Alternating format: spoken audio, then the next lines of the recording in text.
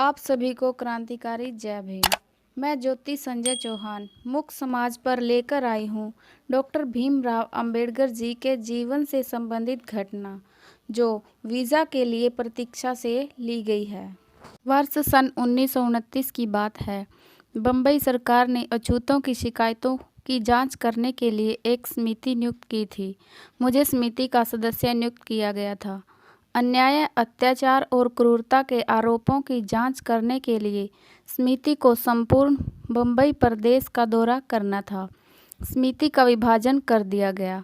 मुझे तथा एक अन्य सदस्य को खानदेश के 2 जिले दिए गए। मैं और मेरा साथी अपना काम समाप्त करने के बाद अलग हो गए। वह किसी हिंदू साधु से मिलने चला गया। मैं रेल से बम्बई चला गया। मैं 40 गांव में धुलिया लाइन पर एक गांव में एक सामाजिक बहिष्कार के मामले की जांच करने के लिए उतर गया, जहां के स्वर्णों ने अछूतों के विरुद्ध सामाजिक बहिष्कार की घोषणा कर रखी थी। 40 गांव के अछूत स्टेशन पर आए और उन्होंने मुझे रात को उनके साथ ठहरने का निवेदन किया। मेरी मूल योजना यह थी कि मैं इस सामाजिक बहिष्कार के मामले की जांच करने के बाद सीधा बम्बई जाऊंगा, परंतु उन्होंने बहुत आग्रह किया। मैं रात को वहां ठहरने के लिए राजी हो गया। मैंने गांव जाने के लिए धुलिया की गाड़ी पकड़ी और वहां गया। गांव की स्थिति के बारे में जानकारी प्राप्त की और अगली गाड़ी से 40 गांव लौट गया। 40 गांव के स्टेशन पर अछूत मेरी प्रतीक्षा कर रहे थे। मुझे हार डाले गए। महारवाड़ा अछूतों की बस्ती रेलवे स्टेशन से कोई 2 मील दूर है और वहां पहुंचने के लिए एक नदी पार करनी पड़ती है, जिस पर एक पुलिया बनी हुई है। स्टेशन पर कोई तांगे उपलब्ध थे। स्टेशन से महारवाड़ पैदल भी जा सकते थे। मुझे आशा थी कि मुझे शीघ्र ही महारवाड़ा ले जाया जाएगा, लेकिन और कोई नहीं जा रहा था और मैं नहीं समझ पाया कि मुझे क्यों इंतज़ार करवाया जा रहा है। करीब 1 घंटे के बाद एक तांगा प्लेटफार्म के पास आकर रुका और मैं उसमें बैठ गया। तांगे में तांगे वाला और मैं 2 ही व्यक्ति बैठे थे। अन्य लोग रास्ते से पैदल गए। तांगा 200 कदम भी नहीं चला होगा कि एक मोटर कार से टकरा गया। मुझे आश्चर्य हुआ कि तांगे वाला, जो किराए पर रोज़ तांगा चलाता था, इतना अनुभवहीन कैसे हो सकता है। सिपाही समय पर जोर से न चिल्लाता और कार का ड्राइवर अपनी कार पीछे न हटाता तो गंभीर दुर्घटना हो गई होती। किसी प्रकार नदी की पुलिया तक आए। इस पर कोई रोक नहीं थी, जैसे पुल पर होती है।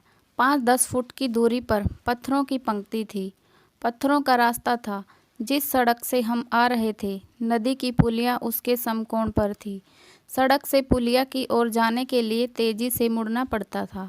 पुलिया के बाजू में पहले पत्थर के पास ही थोड़ा घोड़ा सीधा जाने के बजाय मुड़ा और चौंक कर भाग गया।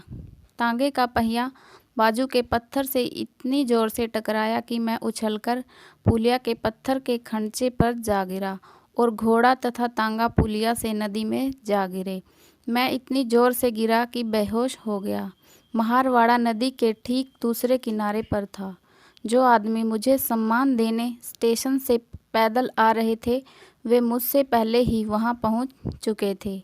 मुझे कंधे पर उठाया गया और पुरुषों, महिलाओं और बच्चों के विलाप और चित्कार के बीच महारवाड़ा लाया गया।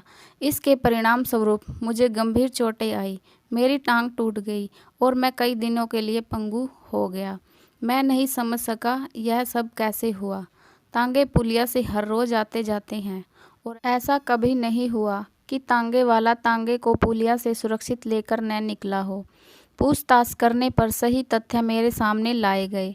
स्टेशन में देर होने का कारण यह था कि तांगे वाले किसी अछूत को लाने के लिए तैयार नहीं थे। यह उनकी शान के खिलाफ था। महारों को यह सहन नहीं था कि मैं पैदल चलकर उनकी बस्ती पहुंचूं। उन्होंने सोचा कि यह मेरे लिए गरिमामय नहीं होगा, इसलिए एक समझौता हुआ। समझौता यह हुआ कि तांगे का मालिक तांगा किराए पर देगा, किंतु चलाएगा नहीं। महार तांगा ले सकते हैं, लेकिन चलाने का इंतजाम खुद करेंगे। महारों ने इसे सही समाधान समझा, लेकिन वह यह भूल गए कि यात्री की सुरक्षा उसके प्रति आदर दिखाने से ज़्यादा जरूरी है। यदि उन्होंने ऐसा सोचा होता तो वे मुझे गंतव्य स्थान पर सुरक्षित ले जाने के लिए तांगे वाले का प्रबंध करने की बात पर विचार करते। तथ्य यह है, हमारों में से कोई भी तांगा चलाना नहीं जानता था, क्योंकि यह उनका पेशा नहीं था। इसलिए उन्होंने अपने लोगों के बीच में से ही किसी को तांगा चलाने को कहा।